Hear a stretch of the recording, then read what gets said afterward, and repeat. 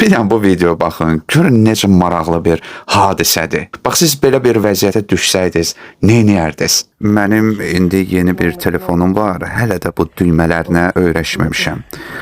Belə işlər, hələ heç nömrələr də yadda saxlanılmayıb.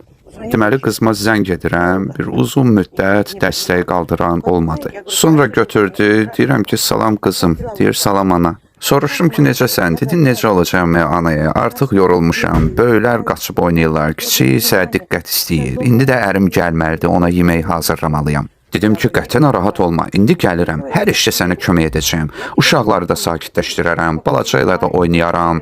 Ərin Əhmədə də yemək hazırlayaram. O isə deyir, mənim ərim axı Əhməd deyil, Ruslandır.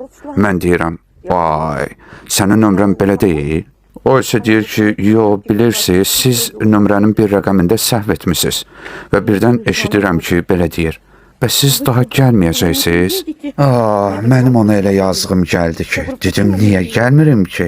Gələcəm, sənin ünvanı de. O da mənə ünvanı dedi. Bax, indi mən həmin qızıma kömək etməyə gedirəm. Axı, özgə yad uşaq olmur.